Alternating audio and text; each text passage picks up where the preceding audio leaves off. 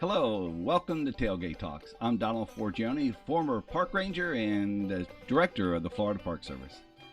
You know, hurricanes are a powerful force, and today we're going to be talking about the effects on hurricanes on the wildlands. We're going to be talking about how it affects the trees and the water and all sorts of neat things like that. We're going to talk about how do agencies prepare for these events, and we're also going to talk about hurricane aftermath.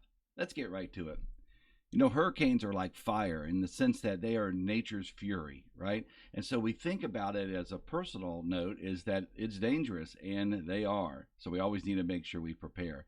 But the effects on the natural environment can often be not as scary, and sometimes even helpful, such as fire.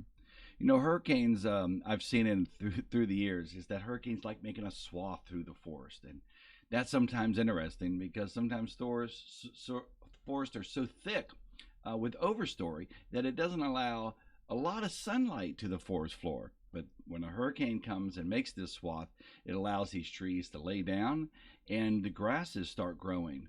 There could be 10 feet on either side of the swath. That same species does not even occur. But in the swath, it does. Kind of interesting, right? Not good, not bad, just simply change. How about water? We know hurricanes affect water with the high tides and the catastrophic storms on our development on the coast.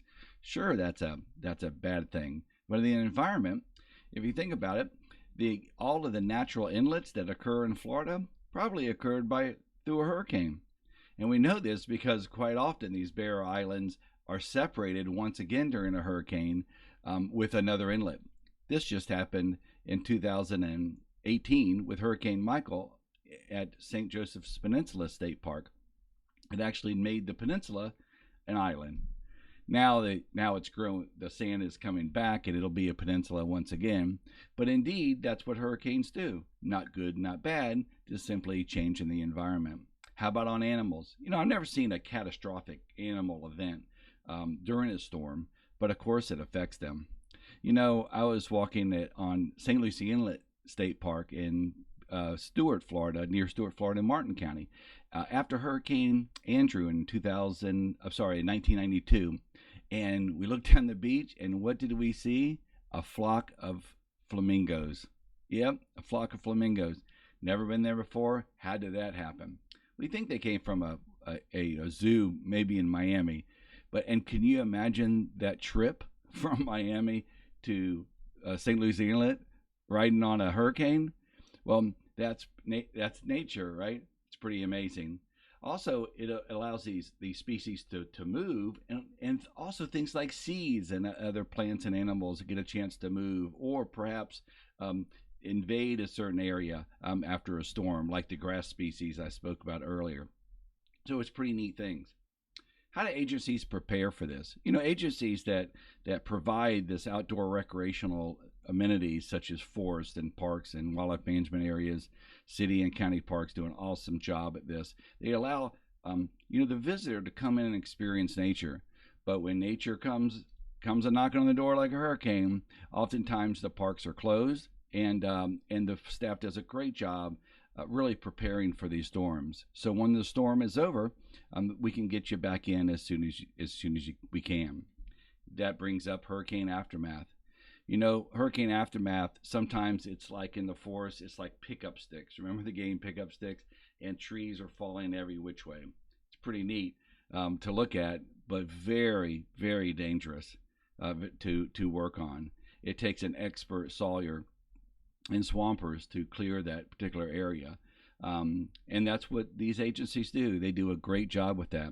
They actually develop strike teams, these hurricane strike teams that are already, pre-made, if you will, people coming from different areas with different resources and ready to go into and strike at what they need to inside that particular park or unit or a specific area in Florida.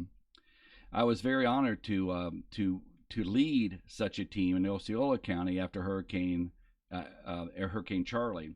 And we had 50 members of the strike team, and we did everything from Meals on Wheels to blue tarps. So not only did we do parks and forests and wildlife management areas, but we went out to the community because the need was so great, and we were down there for over a month. It's a great experience, and these agencies are there to help our communities when storms like this. And it's also a great opportunity for you. After the heavy work is done and the dangerous work of the chainsawing and the moving of these big timbers with heavy equipment, oftentimes agencies really need help from the citizens to come in and to help out, kind of clean up the area and get ready for the park to open. So look for those opportunities after a storm. I really appreciate you swinging by the tailgate today, and it's time for you to get out and get a little park on you.